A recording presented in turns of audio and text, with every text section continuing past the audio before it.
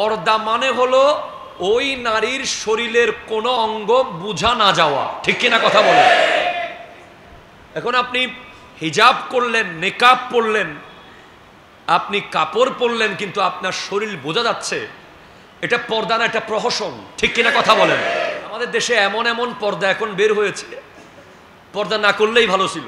মনে হয় শুধু আগুনে বোধহয় এতটুকু উপরেরটা পুড়বে, নিচেরটা বোধহয় পুড়বে না। পর্দা করতে হবে, দূর থেকে দেখলে যেন বোঝা না যায়।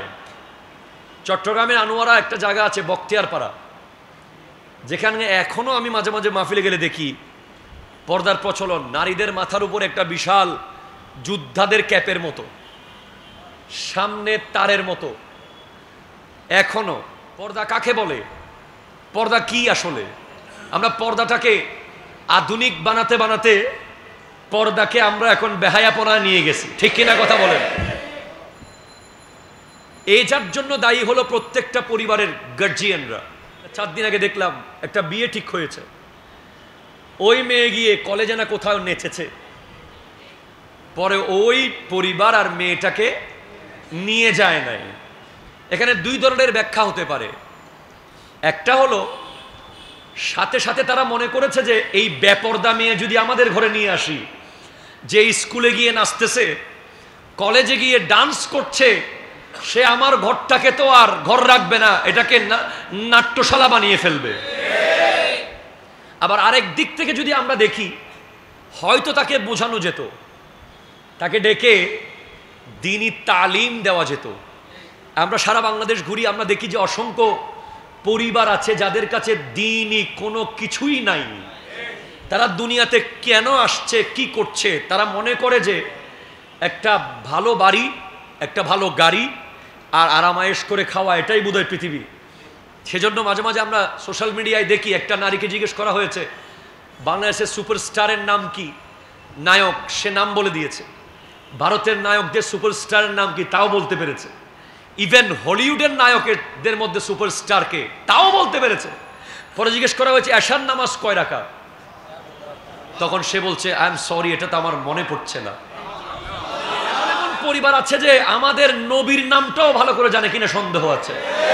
এমন এমন পরিবার আছে যে আমাদের 4 খলিফার নাম জানে না। এমন এমন পরিবার আছে যেখানে এই যে মুহররম মাস চলে গেছে, স্কুল কলেজে 10ই মুহররমের বন্ধ উপভোগ করেছে, কিন্তু আহলে বায়াত কে সেটাও জানে না, ঠিক কিনা? কেন এমনটা হলো? আপনি আপনার পরিবারে আর্জেন্টিনা কিংবা ব্রাজিলের খেলা দেখার জন্য যেই পরিমাণ আয়োজন করেছিলেন, চিপসের প্যাকেট, কোকের বোতল, ইভেন বিরিয়ানিও পাকাইছেন, যে আয়োজন করে আপনি ফুটবল দেখেছেন, যে আয়োজন করে ক্রিকেট বিশ্বকাপ ফাইনাল দেখেছেন, যে আয়োজন করে আপনি আপনার ঘরে এই ধরনের প্রোগ্রামগুলোর জন্য কনসেন্ট্রেট করেছেন, সেইভাবে কোনোদিন একটা দ্বীনি মজলিস ঘরের মধ্যে করেন নাই। সপ্তাহে একদিন আমি আমার বিবি, বাচ্চা, পুত্র, কন্যা সবাইকে নিয়ে বসেছি, মিশকাত শরীফটা নিয়েছি বা কোরআনুল কারীমের বাংলা অনুবাদ নিয়েছি, নিয়ে সবাইকে বলেছি যে সূরা ফাতিহা থেকে তুমি অনুবাদ করো, সূরা বাকারা থেকে আমি অনুবাদ করছি, আগামী সপ্তাহে সূরা নিসা থেকে হবে, এরপরের সপ্তাহে মাইদা থেকে অনুবাদ করব, এরপরের সপ্তাহে আমরা একটা হাদিস পড়ব, এরপরের সপ্তাহে আমরা একটা সাহাবীর জীবনী পড়ব। এভাবে সপ্তাহে একদিন বা মাসে 2 দিন যদি আপনি ঘরে একটা দ্বীনি মজলিস করতে পারেন, একটা রুমের মধ্যে আপনি সুন্দর করে জায়নামাজ বিছিয়ে, কি বলবো ভাই, শহরের বাসাগুলোতে তো লাশ ধোয়ানোর জায়গাও নাই, নামাজের দ্বীনি মজলিসের জায়গা তো দূরের কথা। এমন এমন বাসা, বিল্ডিং এখন হচ্ছে কোরবানির পশু জবে করার জন্য জায়গা রাখে নাই। কিন্তু আপনাদেরকে সেটা করতে হবে, ঘরের একটা কোনায় একটা ইসলামী কর্নার বানাতে হবে। একটু হাত তুলে বলেন পারবেন কিনা, বলেন তো ইনশাআল্লাহ। দ্বীনি কর্নার থাকবে, সুন্নাহ কর্নার, যে কর্নারটার মধ্যে সুন্দর একটা জায়নামাজ থাকবে, কিছু আতর থাকবে, তাসবিহ থাকবে, যেখানে বিভিন্ন কোরআন হাদিসের বইপত্র থাকবে। আপনি ওই জায়গায় গিয়ে বসলেই একটা সুকুন পাবেন, আপনার মধ্যে একটা ভালোবাসা, মোহাব্বত ইসলামের প্রতি আসবে, ঠিক কিনা জোরে বলেন। এখন আপনার ঘরের এই রুমে একটা টিভি, ওই রুমে আরেকটা টিভি, এই রুমে ওয়াইফাই, আগে আমরা বাসায় কারো বেড়াতে গেলে কেউ আসলে বলতো একটু জায়নামাজটা দিবেন, এখন বলে আইফোনের চার্জার আছে।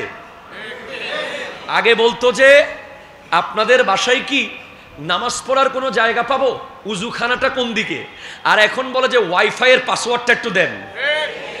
তো এটা প্রতিরোধ করতে পারবো আমরা, ঠিক কিনা কথা বলেন? মনে রাখবেন, অতি স্মার্ট যারা আজকাল হয়ে গেছে, যারা মনে করে যে হেজাবের উপরে হেজাব, নেকাবের উপরে নেকাব, পর্দার উপরে পর্দা করা আনস্মার্ট, তাদেরকে বলবো আপনি আমার সাথে বসেন, আমি আপনাকে প্রমাণ করে দেব এই পৃথিবীর সবচেয়ে স্মার্ট নারীর নাম হলো ফাতেমাতুজ জাহরা রাদিয়াল্লাহু তাআলা।